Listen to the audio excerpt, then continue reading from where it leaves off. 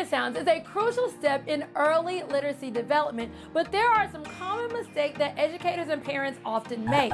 Here are some of the mistakes and even how to fix them. Mistake number 1 is rote memorization. Teaching letter sounds through rote memorization is where children are asked to repeat sounds without understanding their use. This is when you hold up a flashcard and you're like, what sound does this make?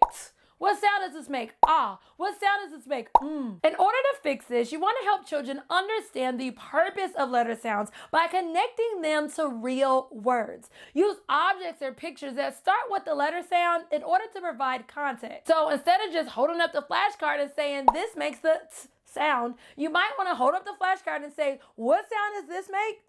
What are some things that also make the t sound? Turtle, Tommy, table. Now a child is able to connect the sound that they hear on that flashcard with actual real live examples. Thus, making this concept not only relatable to them, but now it actually makes children more likely to retain the information learned. Mistake number 2 is teaching letter names first. This means you're focusing solely on teaching letter names before you even teach children letter sounds, and this will actually confuse young learners. This simply means that you're constantly showing a child, this is the letter T. What letter is this? T. Awesome. And you never teach them that T makes the T sound. In order to fix this, start with letter sounds as they are actually more useful in reading. Once children are comfortable with letter sounds, then introduce their letter names. You can actually do this before children are even reading, even if they're only 1 or 2 years old. In fact, watch this video all about phonemic awareness,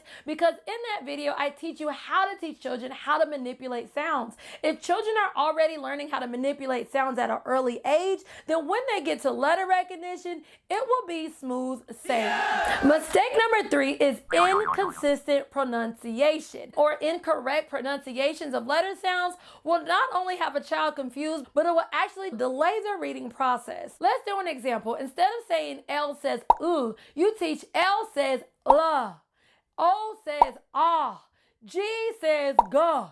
And you're adding all of these extra sounds, thus making a child memorize the incorrect pronunciation of a sound. When that child gets to reading a word such as log, they're adding in all of those extra sounds, making it very difficult for that child to blend the sounds. So instead of saying log, they're saying log, and they can't quite figure out that that says log. In order to fix this mistake, you want to ensure that you, as the adult, pronounces the letter sounds consistently and accurately. Make sure you stick around to the end so I can teach you just how to do this. Now let's go to the next mistake, and that is skipping vowels. This mistake means you're focusing more on the consonants or neglecting vowels when you're teaching letter sounds. Of course, in order to fix this, you want to give equal attention to both consonants and vowels. Vowels are just as essential as consonants in building phonemic awareness. What are vowels? Vowels are simply the letters A, E, I, O, and U, or simply the sounds A,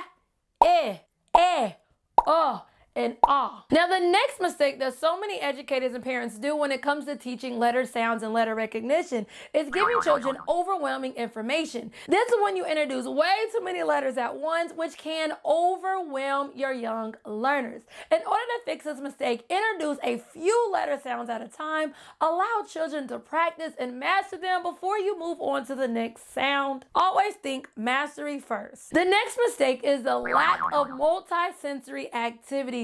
Kids are hands-on learners. This mistake is when you rely solely on worksheets or flashcards for teaching letter sounds. Now, of course, in order to fix this mistake, I need you to incorporate some multi-sensory activities. Use songs, use games, use some hands-on activities to engage students in different learning styles and even make learning more fun. If you need some ideas with this, no worries. Watch this video where I give you some very fun, hands-on activities and games to help you teach letters and sound recognition. The next mistake is ignoring individual pace, not considering the individual learning pace of a child. In order to fix this mistake, you need to recognize that children learn at different rates. Some children may grasp letter sounds more quickly, while others also need some more time. So be patient and provide individualized support for each and every child. Now, if you just have one child and you're a homeschool mom, this also means that some letters are going to be more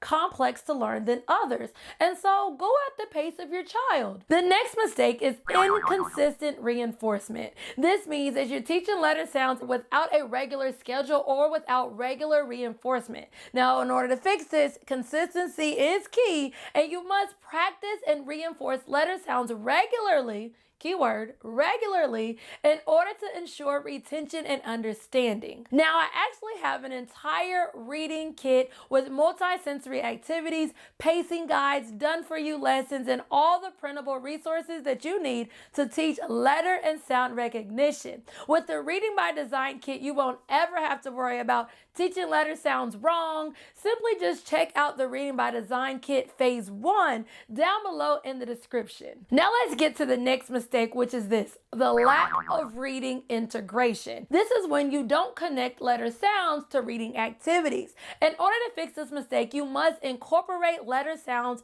within your reading exercises, thus helping children see the direct application of their knowledge in reading words and reading sentences. The book is constantly reinforcing that sound, but also connecting the sound that they're learning about with actual real-world experiences. For example, if you're teaching a letter B and you're teaching the B sound, you might want to read brown bear, as children begin to say brown bear, brown bear. The book is constantly reinforcing that sound, but also connecting the sound that they're learning about with actual real-world experiences. The next mistake is forgetting the blend. Now, this is when you're teaching individual sounds, but you're neglecting to teach children how to blend the sounds together to form words. In order to fix this mistake, once children are comfortable with individual sounds, you want to introduce blending activities in order to show them how letter sounds come together to create words. In this video, I talked about how one of my homeschool parent clients,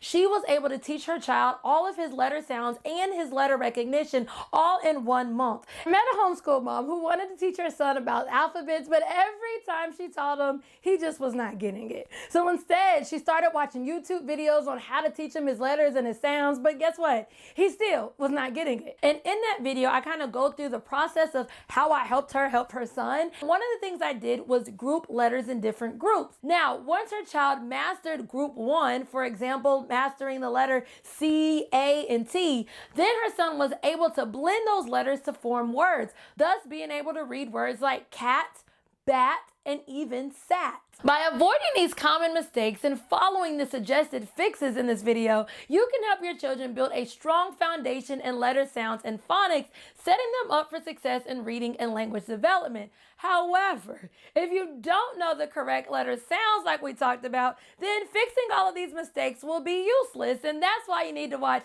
this video next in order for me to teach you how to properly teach the letter sounds.